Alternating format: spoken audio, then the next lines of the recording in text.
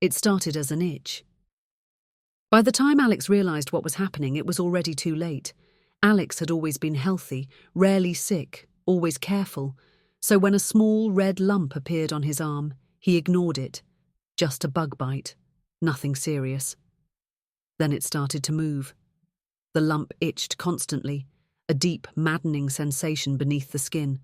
He scratched at it until it bled, but the relief never lasted.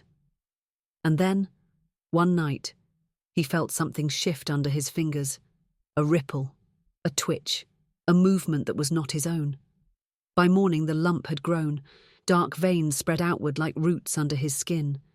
The flesh pulsed, too warm, too alive. He should have gone to the doctor, but something told him not to.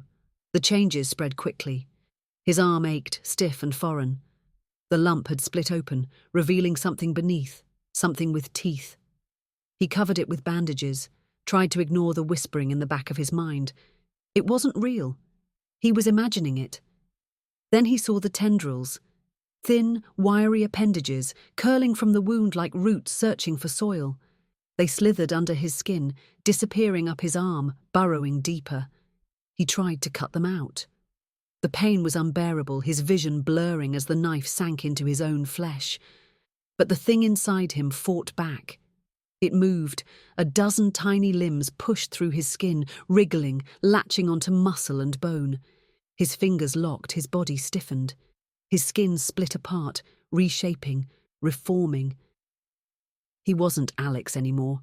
He was becoming something else. The whispers were louder now, not just in his mind, but in the walls, in the air.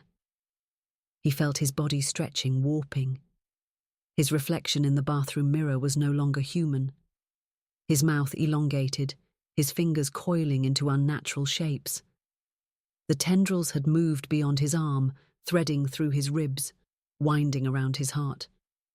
He tried to scream, but the sound that escaped his throat wasn't his own. He wasn't alone inside his body anymore. The thing inside him was awake. Days passed, or maybe hours. He couldn't tell anymore. Hunger gnawed at him, but it wasn't for food. His thoughts were no longer his own. They were shared, intertwined with something ancient and hungry. The apartment walls felt thinner. Something pulsed behind them. The thing inside him wanted to spread. He stumbled to his door, reaching for the knob, but his fingers had fused together, reshaped into something alien. The door felt wrong beneath his touch, too fragile, too temporary. He could hear them outside, the others. He wasn't the first. He wouldn't be the last. Then came the final transformation. His skin peeled away in long, paper-thin layers, revealing slick black sinew beneath. The floor beneath his feet darkened, the roots crawling outward, spreading.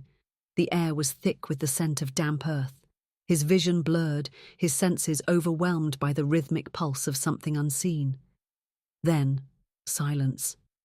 When the landlord came looking for Alex 3 days later, the apartment was abandoned.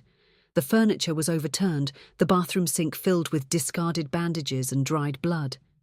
The only sign of him was a trail of dark, pulsing roots leading into the walls. And sometimes, late at night, neighbours swore they heard something scratching, growing. Your body is not always your own. If you enjoyed this story, like, subscribe and turn on notifications. But if something starts growing under your skin, don't ignore it.